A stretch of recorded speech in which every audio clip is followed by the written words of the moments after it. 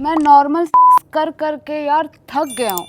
मुझे कुछ अलग ट्राई करना है, कुछ नया ट्राई करना है। क्यों ना हम थ्रीसम ट्राई करें। मैंने सुना है थ्रीसम में बहुत ही ज़्यादा मज़ा आता है। मुझे तो डेफिनेटली करना है यार। प्लीज़ ऐसे बनाओ माहौल, ऐसा कुछ बुलाओ ताकि थ्रीसम करने के लिए रेडी हो जाएं।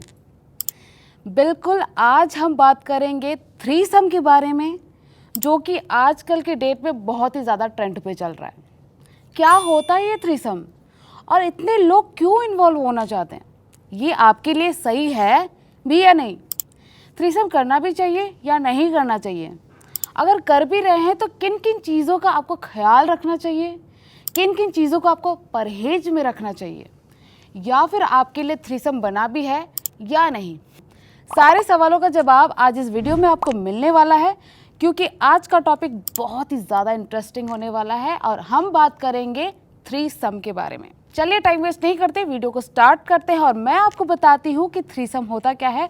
हेलो नमस्कार, मैं हूँ डॉक्टर रोमा। मैं एक सेक्स काउंसलर हूँ और काफ़ी सालों से प्रैक्टिस कर रही हूँ ताकि आप लोगों को ऐसे ही सेक्स से रिलेटेड जानकारियाँ मैं देती रहूँ। टाइम वेस्ट नहीं करते और हम स्टार्ट करते हैं आज की टॉपिक को लेके, जिसका नाम है थ्रीसम।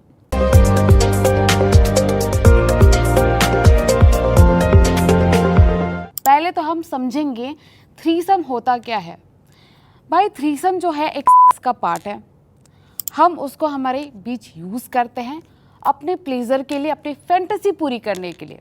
आजकल के ट्रेंड में आपने बहुत सुना होगा थ्रीसम करना है, गैंग बैंग करना है, फोरसम करना है, बट आज हम बात करेंगे थ्रीसम को लेके। थ्रीसम होता है 3 लोगों का इन्वॉल्वमेंट सेक्स में। जी हाँ, बिल्कुल, चाहे वो 2 मर्द हैं, 1 औरत है, या फिर 2 औरत है, 1 मर्द है। जब 3 लोग मिल के एक साथ सेक्स करते हैं, फैंटेसी पूरी करते हैं, अपनी भावनाओं को जताते हैं during sex, that is called threesome. और ये आज से बनी नहीं हुई है, एंशिएंट ज़माने से 1910 से बनी हुई है दोस्तों।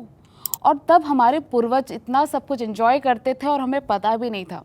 आज हम इस टॉपिक पे खुल के बात करेंगे, खुल के जानेंगे कि हमारे पूर्वजों ने यूज़ करी हुई चीज़ें कैसी सही थी और हम तक कैसे पहुंचनी चाहिए, और उसका इस्तेमाल हम क्यों करें, कैसे करें।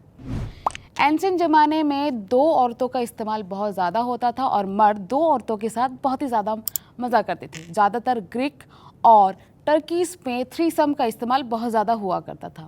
बट आजकल के ज़माने में थ्रीसम सिर्फ हम औरतों के साथ नहीं, लड़कियां भी मज़ा लेती हैं 2-2 लड़कों के साथ।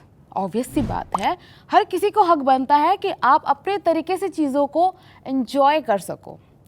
इसीलिए ही आज हम थ्रीसम के बारे में बात करेंगे, इसके प्रोज एंड कॉन्स को जानेंगे, इसमें से क्या क्या चीज़ें हैं जो हम इंक्लूड कर सकते हैं और इससे दूर रह सकते हैं।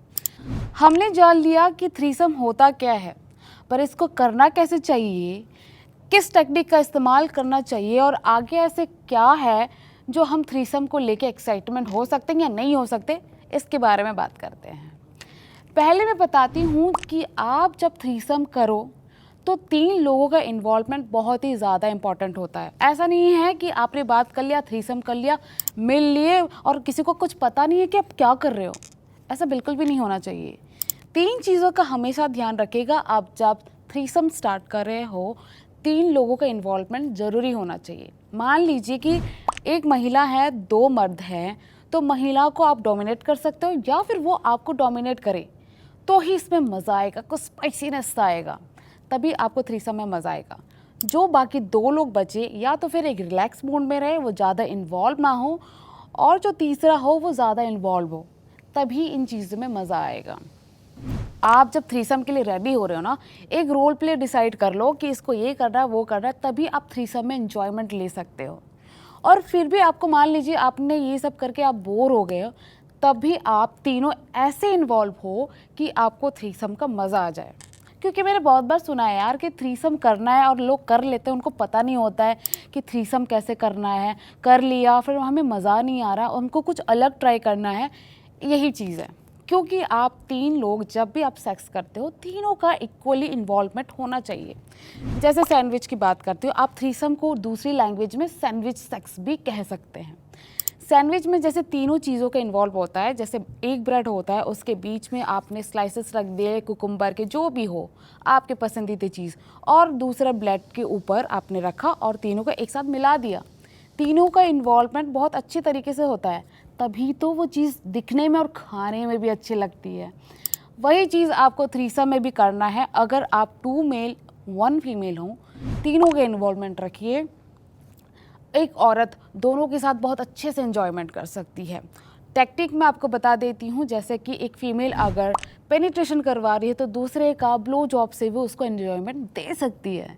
यही बेनिफिट होता है यार दोस्तों थ्रीसम में। और मेल पर्सन्स, ज़्यादातर मेल पर्सन्स को थ्रीसम करने में बहुत इंटरेस्ट होता है। दूसरी चीज़ मैं ये बता दूं कि अगर आप 2 फीमेल के साथ कर रहे हो तो उन दोनों को इन्वॉल्व कराने की कोशिश करो।